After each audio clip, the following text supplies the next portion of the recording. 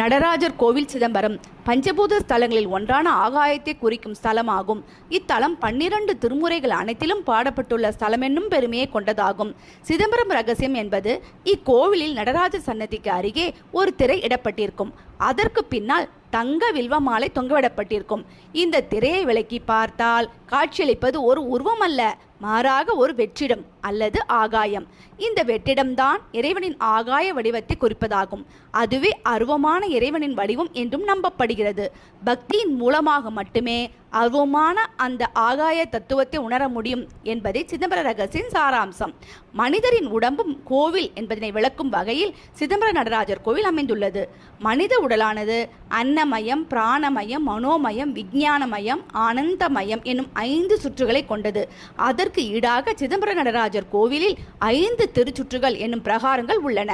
மனிதருக்கு இதயம் இடதுபுறம் அமைந்துள்ளது. அதே போல அக்கோவிலில் மூலவர் இருக்கும் கருவறை கோவிலின் நடுப்புள்ளியில் இல்லாமல் சற்று இடதுபுறமாக நகர்ந்திருக்கிறது. ஒரு மனிதர் ஒரு நாளைக்கு 21,600 முறை நுரையீரலின் உதவியால் மூச்சு விடுகிறார். கோவிலின் இதயம் போல அமைந்திருக்கும் கருவறையின் மீது உள்ள கூரை 21,600 ஓடுகளால் வேயப்பட்டிருக்கிறது. மனிதருக்குள் 72,000 நாடிகள் ஓடுகின்றன. அதே போல அக்கூரையில் 72,000 ஆணிகள் அறியப்பட்டுள்ளன.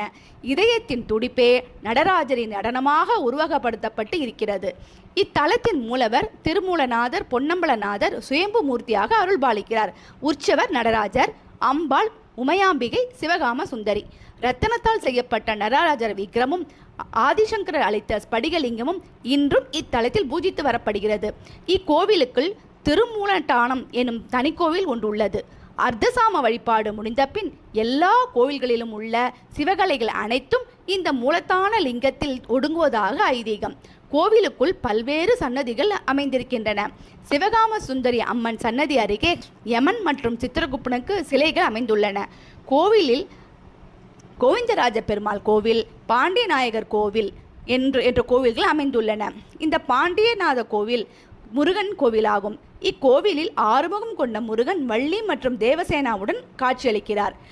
நவலிங்க கோவில் நவகிரகங்களால் வழிபட்ட லிங்கங்கள் உள்ள கோவிலாகும். இக்கோவிலில் ஆண்டுதோறும் ஆனி மாதம் ஆனி திருமஞ்சன தேர்விழாவும், மார்கழி மாதம் மார்கழி ஆருத்ரா தரிசன திருவிழாவும் மிக சிறப்பாக நடைபெறும். இக்கோவில் காலை 6 மணி முதல் மதியம் 1 மணி வரையிலும், மாலை 5 மணி முதல் இரவு 10 மணி வரையிலும் திறந்திருக்கும்.